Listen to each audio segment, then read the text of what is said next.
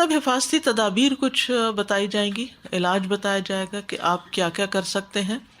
جس طرح بیماریوں سے بچنے کے لیے پرہیز کیا جاتا ہے، اور کہتے ہیں نا پرہیز علاج سے بہتر ہے، تو پرہیز کرنا جو ہے وہ ضروری ہے نظر بد اور جادو وغیرہ سے بچنے کے لیے. حفاظتی تدابیر جادو اور دیگر شرور سے بچنے کا ذریعہ ہے، اور جادو واقع ہونے کے بعد اس کا علاج بھی ہے، یعنی دونوں چیزیں ہیں. اگر تکلیف نہیں آئی اور پہلے پڑھ رہے ہیں تو بچاؤ ہوگا، اور اس کے بعد وہ علاج ہو جائے گا. سب سے پہلے تو یہ ہے کہ اخلاص اور اتباع. اخلاص کا کیا مطلب ہے کہ اللہ کا بندہ بن جانا، توحید کو پکا کرنا، کیونکہ اللہ سبحانہ تعالیٰ نے فرمایا انہ لیس لہ سلطان علی الذین آمنوا وعلی ربہم یتوکلون. شیطان کا بس زور چلتا ہی نہیں ان پر جو ایمان لاتے ہیں اور اپنے رب پہ توکل کرتے ہیں. جو رب پہ توکل کرتے ہیں تو شیطان ان سے ہار جاتا ہے. انما سلطانہ علی الذین یتولونہ والذین هم بہ مشرکون. اس کا زور تو ان پہ چلتا ہے جو اسے اپنا سرپرست بناتے ہیں اور ایسے ہی لوگ اللہ کے ساتھ شریک بناتے ہیں. پھر اسی طرح اللہ کے مخلص بندے بننا. شیطان نے خود کہا تھا قال ربی بما اغویتنی لأزینن لہم فی الارض ولأغوینہم اجمعین الا عبادک منہم المخلصین. اس نے کہا اے میرے رب، چونکہ تو نے مجھے گمراہ کیا، میں ضرور ہی ان کے لیے زمین میں مزین کروں گا اور ہر صورت میں ان سب کو گمراہ کر دوں گا، مگر ان میں سے تیرے وہ بندے جو خالص کیے ہوئے ہیں ان پہ میرا زور نہیں چلے گا.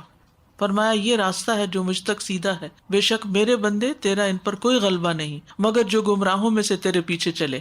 تو شیطان کی پیروی سے یا شیطان کے بتائے ہوئے راستوں پہ چلنے سے شیطان کا انسان پہ غالب آنا آسان ہوتا ہے. پھر اسی طرح یہ ہے کہ زندگی کے راستوں پر شیطان بیٹھا ہوا ہے نا، اور وہ دعوت دیتا ہے ادھر آ جاؤ ادھر آ جاؤ، تو اس پر کیا کرنا چاہیے؟ اللہ کے راستے کی پیروی کرنی چاہیے. جیسے کہ حدیث میں بھی آتا ہے نا کہ آپ صلی اللہ علیہ وسلم نے یہی آیت تلاوت فرمائی ایک موقع پہ، دائیں بائیں کچھ لکیریں کھینچ کر بتایا کہ مختلف راستے ہیں جن میں سے ہر راستے پر شیطان بیٹھا ہے اور اس پہ چلنے کی دعوت دیتا ہے. کوئی بھی کام آپ کرنے لگتے ہیں تو اس میں دونوں ہی چیزیں ہوتی ہیں، اچھا راستہ اور اچھا طریقہ بھی ہوتا ہے اور برا راستہ اور برا طریقہ بھی ہوتا ہے. تو بہرحال پھر آپ صلی اللہ علیہ وسلم نے آیت تلاوت فرمائی یہ میرا سیدھا راستہ ہے، سو اس کی پیروی کرو اور دوسرے راستوں کے پیچھے نہ پڑو ورنہ تم اللہ کے راستے سے بھٹک جاؤ گے. توحید کے ذریعے اندر کی طہارت ہوتی ہے، دل کی، یعنی شرک سے پاک ہو جاتا ہے. شرک گندگی یا نجاست ہے. اور پھر ظاہری طہارت. گندگی اور نجاست بہت بڑا رول پلے کرتے ہیں شیطانوں کو دعوت دینے کے لیے. کسی بھی گھر میں شیطانوں کا مسکن ٹوائلٹ کے اندر ہوتا ہے، گندگی پسند کرتے ہیں.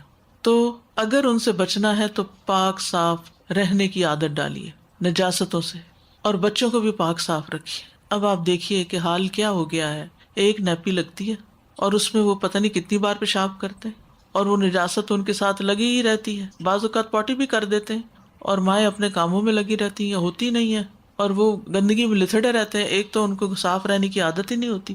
بڑے بڑے بچے ہو جاتے ہیں ٹوائلٹ ٹرین نہیں ہوتے. یہ ماؤں کا کتنا بڑا ظلم ہے بچوں کے اوپر نا، کہ اپنی سہولت کے لیے انہوں نے بچوں کی زندگیاں خراب کر دی. پھر جو ہی بڑے ہوتے ہیں تو وہ ماں باپ کی بات نہیں مانتے، تو پھر اس پہ وہ ناراض ہوتے ہیں کہ بچے بات نہیں سنتے.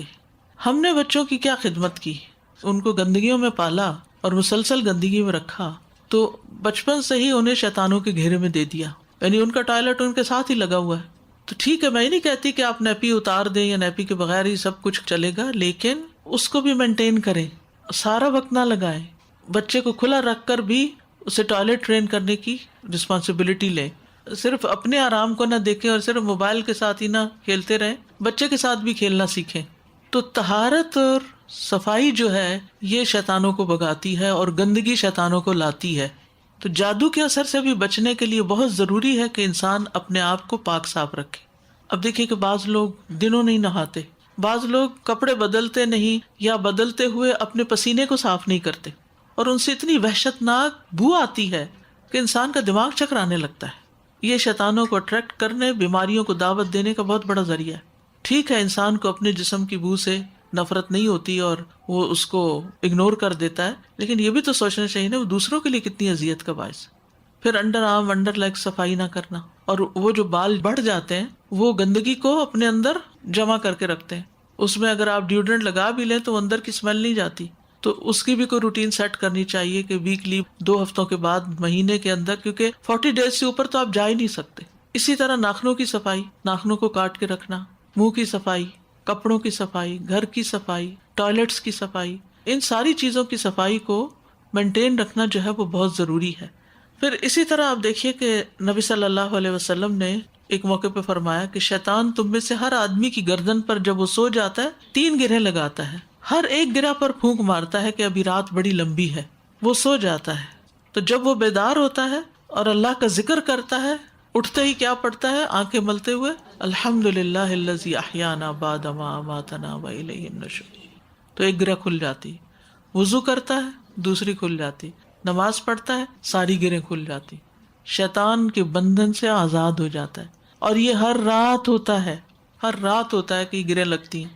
تو اب جو لوگ نماز ہی نہیں پڑھتے، صبح اٹھ کے وضو ہی نہیں کرتے، تو پھر کتنی گرہوں کا شکار ہو جائیں گے، کیسے کیسے شیطان جکڑیں گے ان کو، کس طرح۔ پھر صحیح بخاری کی ایک روایت میں ناک جھاڑنے کے متعلق آتی، فرمایا جب کوئی نیند سے بیدار ہو اور وضو کرے تو 3 مرتبہ ناک میں پانی ڈال کر جھاڑے، کیونکہ شیطان اس کی ناک کے بانسے میں رات گزارتا ہے۔ ناک کو اندر سے خوب اچھی طرح انسان صاف کرے۔ تیسری چیز ہے عبادات کی پابندی، کیونکہ اللہ سبحانہ وتعالیٰ نے بے وجہ ہی 5 نمازیں فرض نہیں کی، اس کا مقصد ہے۔ رمضان کے روزوں کا کچھ مقصد ہے، قرآن کی تلاوت کا کچھ مقصد ہے، اذکار کا کچھ مقصد ہے۔